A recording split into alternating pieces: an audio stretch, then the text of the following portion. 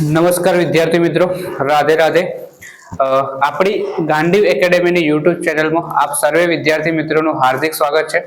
આપણે જાણીએ છીએ કે અત્યારે જે બોર્ડની એક્ઝામ હોય એમના બધાના ટાઈમ ટેબલ આવી જ ગયો છે. તો એના માટે થઈને આપણે ગાંડીવ એકેડેમી દ્વારા ઓનલાઈન લેક્ચરનું આયોજન કરેલું છે, જેમાં બધા ટોપિકો આપણે રિવિઝન કરાવશું.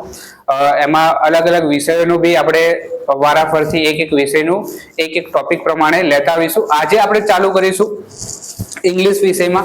આપણને ખબર છે કે બધાને ઇંગ્લિશ વિષય એકદમ હાર્ડ જેવો લાગતો હોય, પણ આપણે પ્રોપર રીતે બધાને મહેનત કરાવશું, રિવિઝન કરાવશું, જેથી કરીને આ ટોપિક તમને એકદમ ઈઝી થઈ જશે.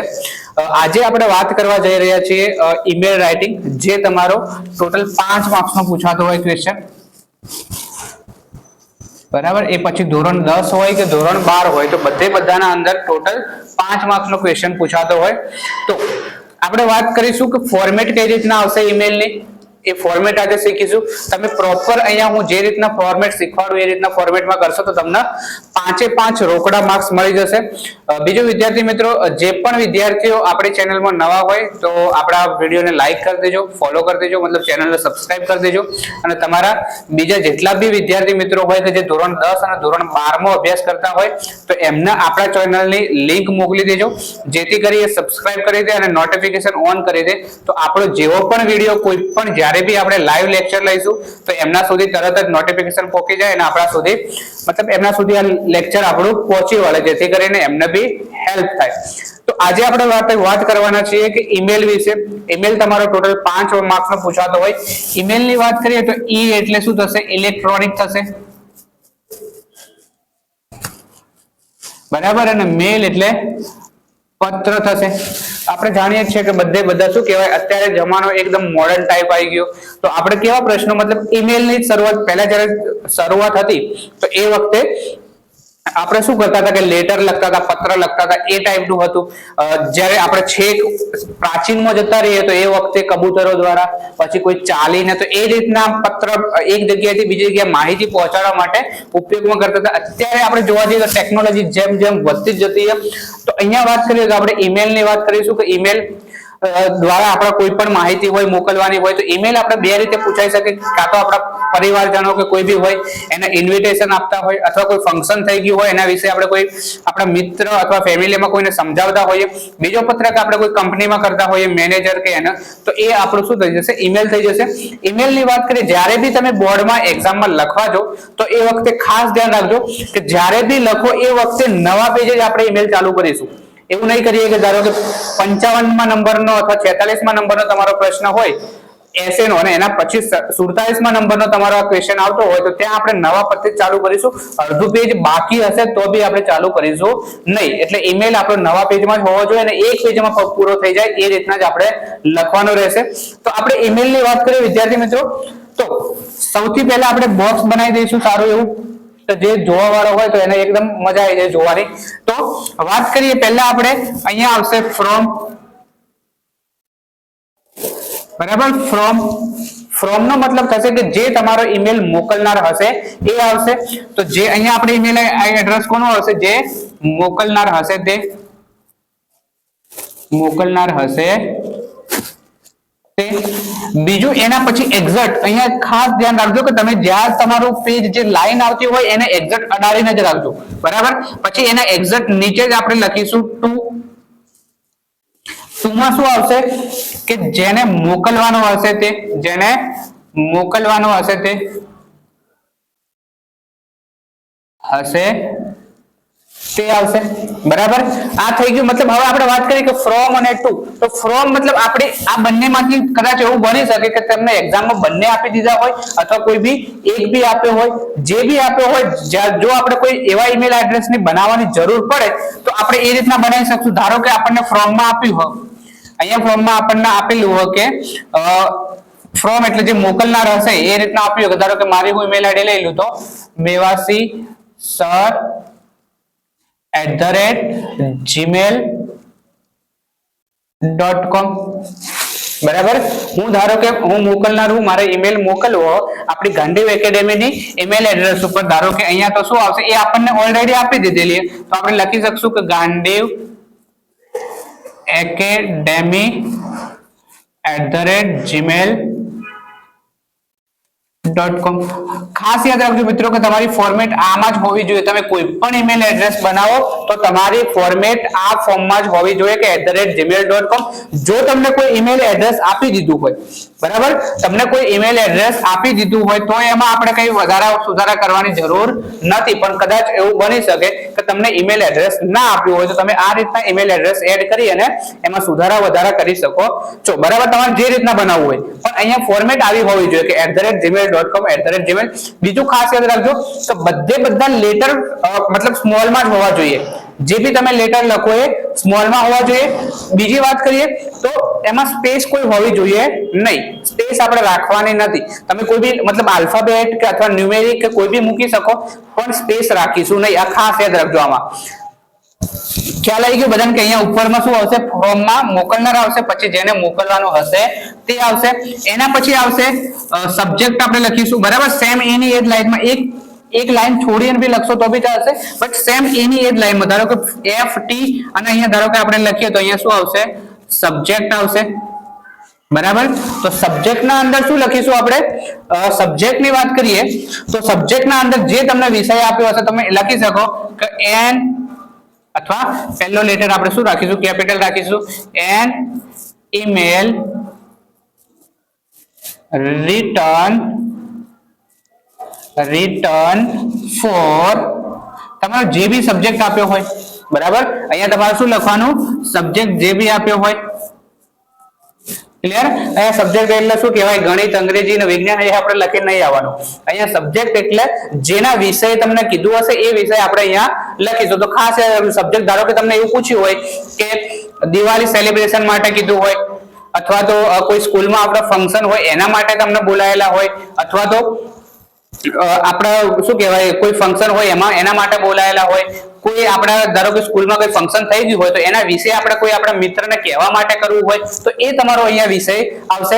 એના પછી સબ્જેક્ટ વાત કરીએ, એના પછી તમારો અહીંયા ગ્રીટિંગ વર્ડ્સ આવશે. ગ્રીટિંગ વર્ડ્સ તમારા બે રીતે હોઈ શકે, બરાબર. ગ્રીટિંગ વર્ડ કઈ રીતના? ધારો કે આપણે કોઈ ફેમિલી મેમ્બર કે એને મૂકતા હોઈએ તો આપણે શું લખીશું? ડિયર. અહીંયા શું લખીશું? ડિયર. બટ સેમ યાદ રાખજો કે લાઈન સેમ ટુ સેમ જ હોવી જોઈએ. અહીંયા જે બી તમે લાઈન લખો એ પરફેક્ટ આ રીતના જ હોવી જોઈએ. ડિયર, પછી જે બી નામ આપ્યું હોય એ, અને અહીંયા કોમા. નાની વાતો યાદ રાખજો મિત્રો, કારણ કે આપણે જે બી માર્ક જે તમારું માર્કિંગ થતું હોય એ એકદમ નાના પોઈન્ટ ઉપર જ આપણે માર્ક્સ કટ થતા હોય. તો અહીંયા શું કરી દઈશું કે ડિયર અને પછી કોમા, મતલબ જે નામ આપ્યું હોય અથવા જે બી આપણું રિલેશન હોય એ લખી દઈશું, પછી કોમા કરી દઈશું. જો આપણે કોઈ કંપનીમાં કે એમાં કરતા હોઈએ, કોઈ સ્કૂલમાં મોકલતા હોઈએ તો ત્યાં તમે શું લખશો? ડિયર ની જગ્યાએ શું લખીશું આપણે? રિસ્પેક્ટેડ. શું લખીશું? રિસ્પેક્ટેડ, બરાબર. સર અથવા જે બી હોય મેડમ અને કોમા, બરાબર. જો તમે ડિયર લખશો તો બી ચાલશે, અને રિસ્પેક્ટેડ કોઈ કંપની કે એમાં કરતા હશો તો આપણે શું લખીશું? રિસ્પેક્ટેડ સર અથવા મેડમ લખીશું. ક્લિયર? એના પછી વાત કરીએ કે અહીંયા આટલા સુધી બધાને પરફેક્ટ થઈ ગયું. એના પછી આપણે જોઈએ તો અહીંયા આપણે 4 થી લઈ અને 5 લાઈનમાં, કેટલી? 4 થી લઈ અને 5 લાઈનમાં આપણે જે આવશે મેન ટેક્સ્ટ આવશે. મેન ટેક્સ્ટમાં આપણે શું લખીશું કે જેના અંદર માની લો કે આપણને એવું કીધું હોય કે ભાઈ દિવાળી સેલિબ્રેશન માટે આપણા કોઈ ફ્રેન્ડને આપણા ઘરે બોલાવેલો છે, બરાબર. તો આપણે એના વિશે સમજાવીશું કે તું આવજે ભાઈ. પછી આપણે ફટાકડા ફોડીશું, આપણા બીજા મિત્રો બી આવવાના હોય, બરાબર. પછી આપણે પૂજન બી કરીશું. તો એ બધું અહીંયા શેમાં આવશે? મેન ટેક્સ્ટના અંદર આવશે. જ્યારે તમારું મેન ટેક્સ્ટ પૂરું થઈ જાય તો એના પછી આવશે અહીંયા સેમ એની એ જ લાઈનમાં જે નીચે આવતું હોય એની એ જ અહીંયા આપણે લખીશું યોર ફેithfully. શું લખીશું આપણે? યોર ફેithfully, બરાબર. અને અહીંયા કોણ આવશે? જે મોકલનાર હશે એનું નામ. શું આવશે?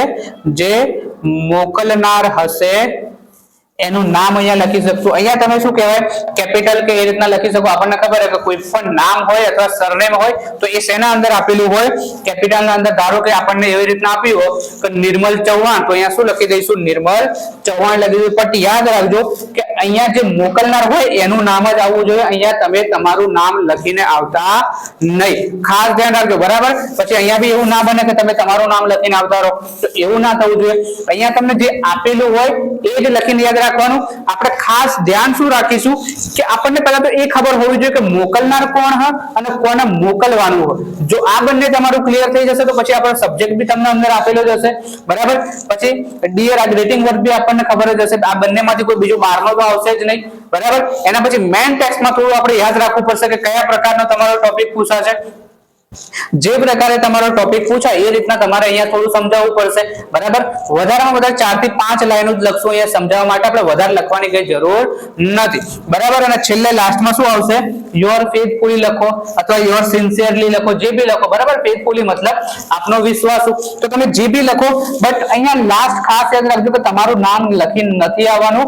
અહીંયા જે મોકલનાર હશે, અહીંયા જે ફ્રોમ હશે, જે નામ હશે એ જ આપણે અહીંયા લખીશું. ક્લિયર બધે બધાને, બરાબર. વિદ્યાર્થી મિત્રો, તો આ હતી આપણી એક પ્રોપર ફોર્મેટ ઈમેલ લખવાની, જે બધા મિત્રોએ આ જ આપણે ઈમેલના ફોર્મેટને પ્રિપેર કરીશું અને આ જ રીતે બોર્ડની એક્ઝામમાં પણ આપણે આ રીતના જ લખીને આવશું તો તમને પૂરેપૂરા માર્ક્સ મળી જશે. મેઇન ટેક્સ્ટમાં આપણે થોડું ધ્યાન રાખીશું. મેઇન ટેક્સ્ટમાં આપણે શું કરીશું કે જે આપણે કાળ પ્રમાણે વાક્ય રચના આવતી હોય તો એ કાળ પ્રમાણે ચાલીશું. મતલબ કે આપણને ખબર છે કે સામાન્ય વાક્ય રચના શું હતી કે સબ્જેક્ટ પ્લસ સહાયકારક ક્રિયાપદ મીન્સ હેલ્પિંગ વર્બ પ્લસ મૂળ ક્રિયાપદ મીન્સ કે મેઇન વર્બ પ્લસ કર્મ મીન્સ કે ઓબ્જેક્ટ પ્લસ અધર વર્ડ્સ. તો આપણે જે બી વાક્ય બનાવશું એ આના પ્રમાણે બનાવશું. પછી કાળ પ્રમાણે જોઈ લઈશું, બરાબર.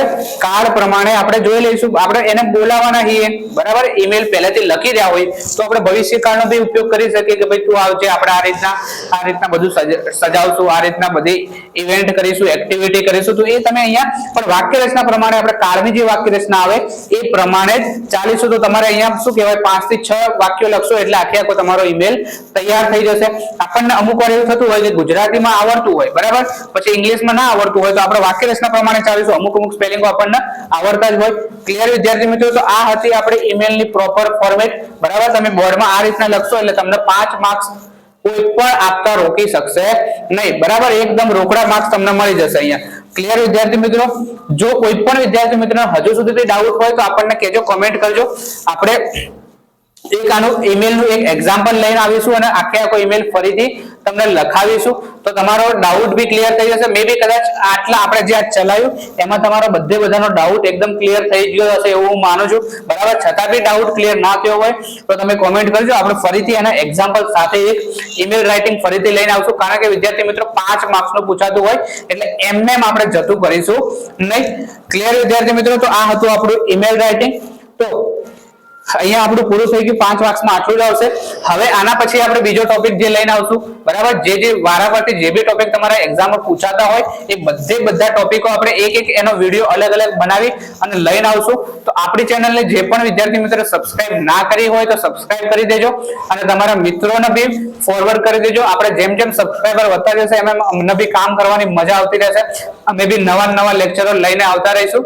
આપણી ગાંડી એકેડેમી ચેનલમાં દરરોજ આપણે વિડીયો બનશે તો ત્યાં સુધી અપલોડ કરતા રહીશું અને એકદમ નવા ટોપિક સાથે જ લઈને આવીશું તમારે ભણવા સાથે, અને બીજા બી અમુક એવા ટોપિકો લઈને આવશું જે તમને રોજબરોજમાં કામ આવતા હોય.